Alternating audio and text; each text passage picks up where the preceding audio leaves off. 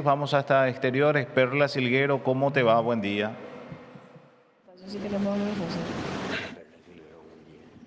Hola, sí, ya les escucha el doctor Arce, le pongo sistema de retorno. Sí, ya estamos, ya Ahí estamos. ya le vimos. Doctor, buen día. ¿Cómo le va? Carlos Benítez y Elvio Franco te saludan. ¿Cómo estás? Buen día Carlos, buen día Elvio. Buen día, ¿Cómo está? doctor. ¿Todo bien? Bien, bien, bien. Doctor, gracias por tu tiempo.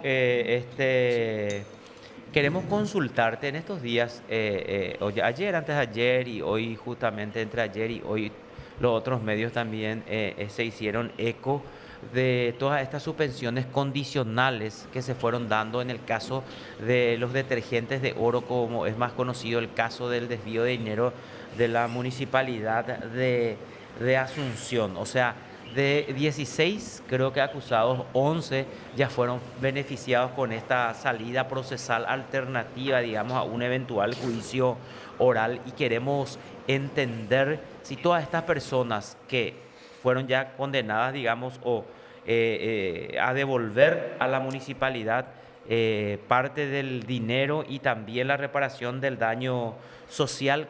¿Cómo podés explicarnos? Porque mucha gente se pregunta a la pinta, ¿esto qué es uno para ahí? ¿Cómo vos podés explicarnos jurídicamente esto, doctor? Sí, bueno, nosotros estamos desarrollando las audiencias preliminares en la causa de la Municipalidad de Asunción, específicamente en relación al hecho de lesión de confianza, de perjuicio patrimonial que nosotros pudimos detectar, ¿verdad? Y posteriormente acusar. Y en el marco de la investigación como un hecho patrimonial, nosotros al analizar la conducta de los acusados, aparte también de otros presupuestos que nos exigen los institutos para poder dar las salidas procesales, es que nosotros entendimos que eran personas que declararon, personas que ofrecieron información a la investigación en su momento ya en la parte investigativa y posteriormente se volvieron a ratificar en declaraciones ante el propio juez penal de garantías para que él,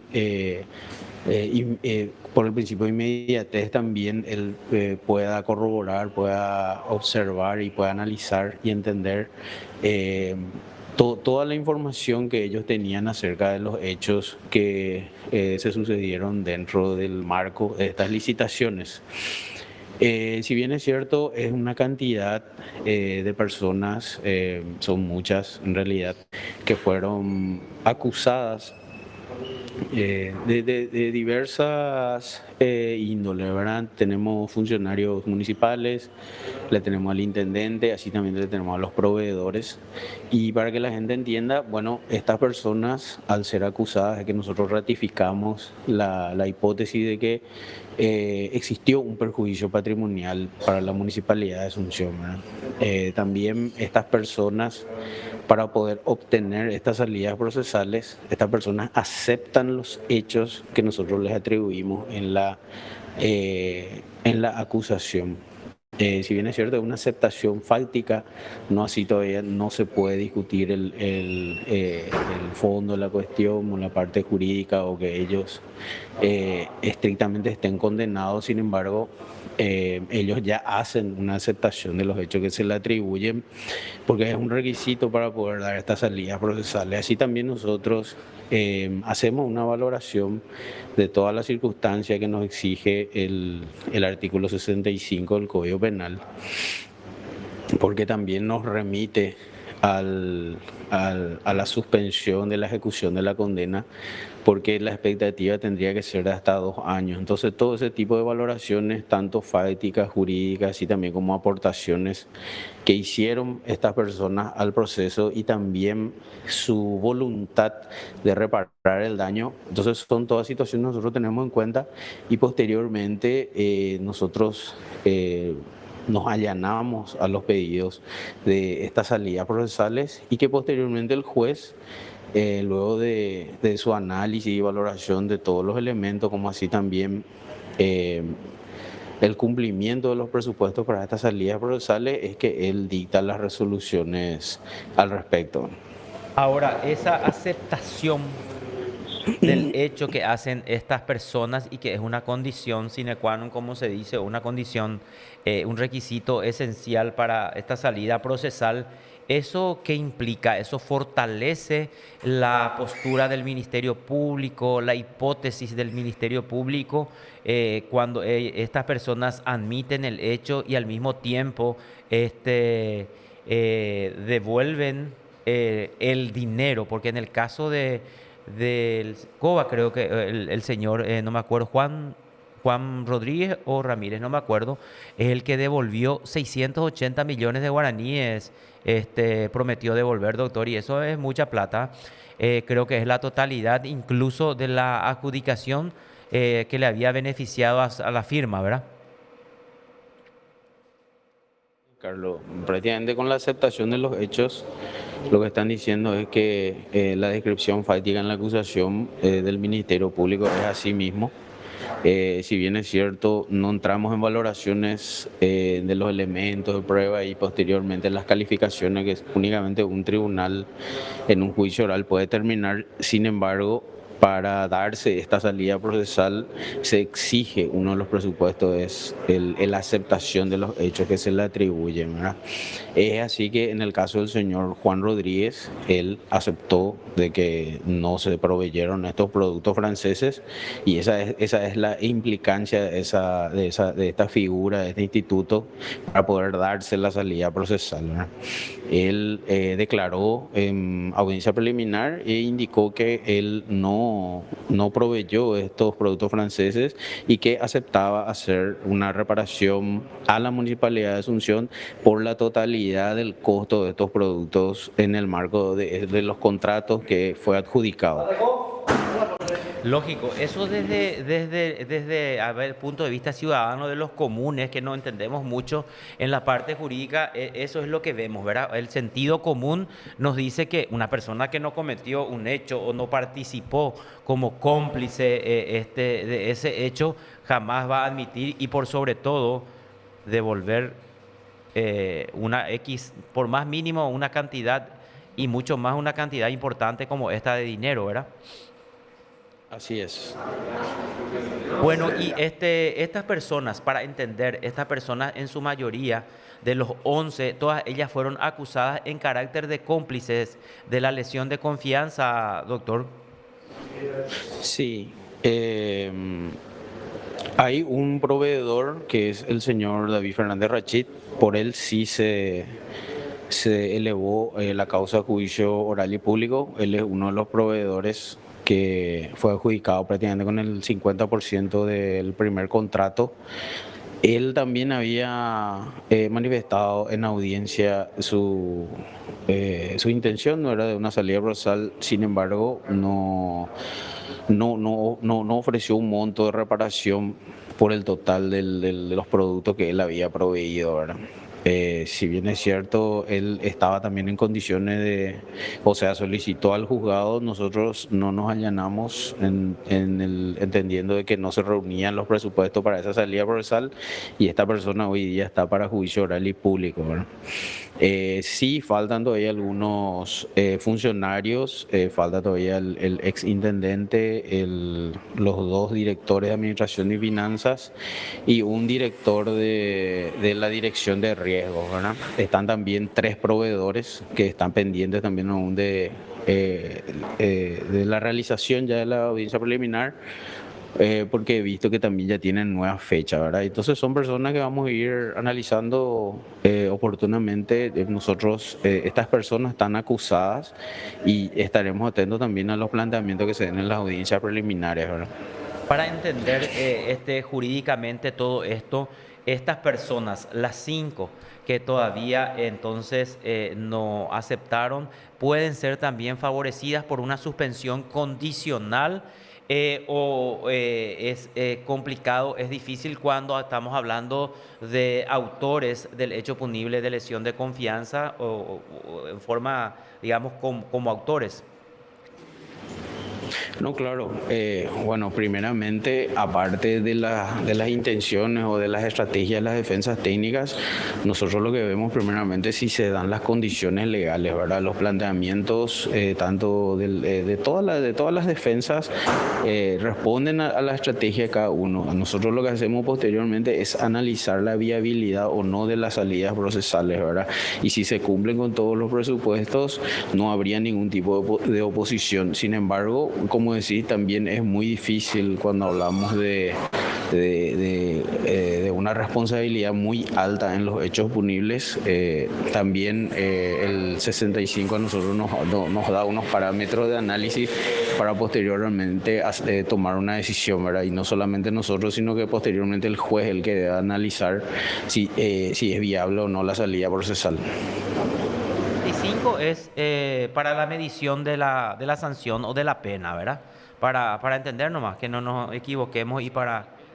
El artículo, sí, el artículo 65. Bueno, entonces, pero quedan 5 personas. 3 proveedores, ¿no dijiste, doctor? También 3 proveedores que son los proveedores de Bastián Comercial. De Bastián. Y entonces quedaría el intendente y el que era director de finanzas o de administrativo de la dirección de riesgos, Estigarribia, o no me acuerdo cuál era el apellido, ¿verdad? Edgar Estigarribia. Edgar Estigarribia. Bueno, para redondear, doctor, para que la gente no nos entienda bien por qué queríamos hacer esta entrevista. Y ayer estábamos también recorriendo un poco por el Palacio y estábamos haciendo una consulta, porque la gente pues dice, a la pucha, esto que vos aparece al OPAREI, si llegas a mirar, hay algunos comentarios. Entonces, estas personas... Primero, luego no tenían una elevada expectativa de pena en un eventual juicio oral, ¿verdad? Por ser cómplices. Sí, así es.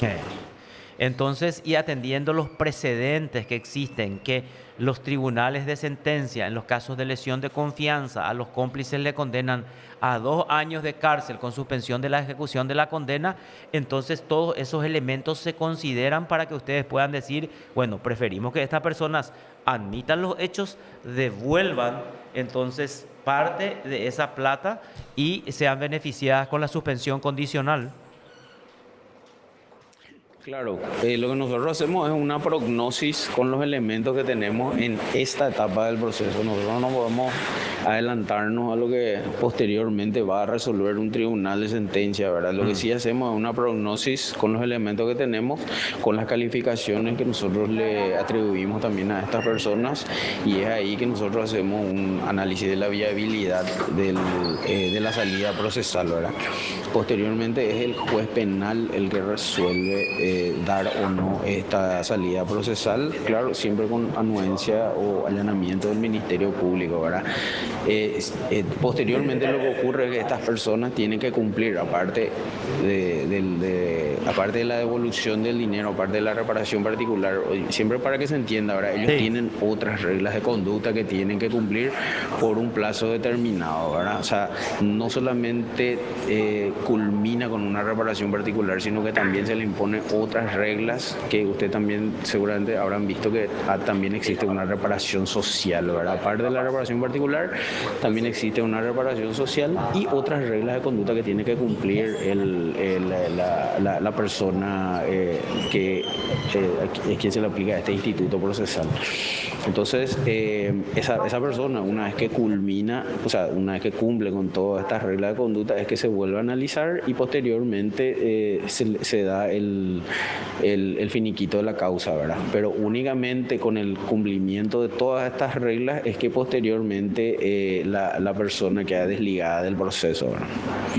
Doctor, y para entender los montos establecidos para la devolución, por ejemplo, hay gente que tiene que devolver 150 millones, otra gente 60 millones, otras personas 25 millones. ¿Cómo se hace ese porcentaje, ese monto? ¿Cómo se establece para hacer esa distribución y llegar a ese total que ya supera 1.400 millones?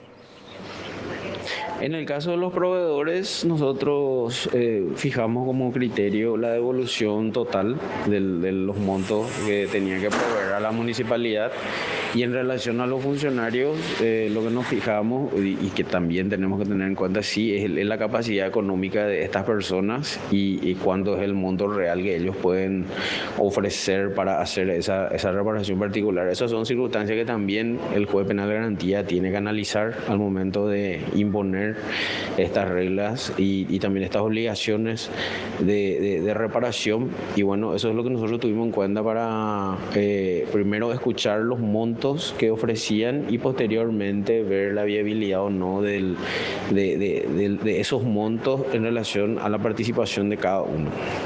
Sí, señor. Y a ver, estaba diciendo, el monto acusado por ustedes fue de 1.800 y un poco más de guaraníes. Y hasta ahora, entonces, ya se tiene... ¿Cuánto? 1.800. 1.808 millones aproximadamente. Claro, de los cuales, entonces, algunos creo que ya estaban cumpliendo en la parte de ejecución, ya estaban devolviendo, y otros tienen que devolver, y al sumar eso da alrededor de, o poco más ya, de 1.400 millones de guaraníes, doctor. Así es, Carlos. Bueno, perfecto. Doctor, Perla, ¿no tenés algunas otras preguntas vos para el doctor, otras causas que vos manejes? Y Juan Rodríguez hizo una entrega del dinero de los 680 millones, doctor. ¿Cómo? Sí, Juan Rodríguez ya hizo la entrega de un dinero, la mitad.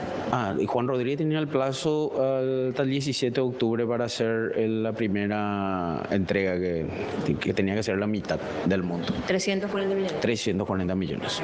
Y posteriormente el resto En el plazo de 2 años. Y con relación a los bonos, la investigación, ¿cómo se encuentra? Continúa la investigación, continúa el análisis. Ahora lo que se sumó fue el informe de la auditoría última y se están haciendo la parcelación de todos los hechos porque es una cantidad inmensa de porciones fácticas que se están discriminando en este momento. Gracias, doctor, muy amable. Perla, una definición técnica. ¿Ya te fuiste, Perla? Espérame que un ratito, una definición técnica Sí. Doctor, explícanos por favor esa parte de porciones fácticas, para que podamos entender nomás, para cuando se habla de porciones fácticas, para entender bien, para que nosotros podamos transmitir en otras causas. Esto en general, no en esta, sino por una cuestión didáctica, y interrumpimos tu tiempo otra vez. Solamente esa partecita. Cuando hablamos de porciones fácticas, pues nosotros tenemos que determinar qué hechos o qué conductas se fueron realizando por las personas que nosotros estamos investigando, ¿verdad?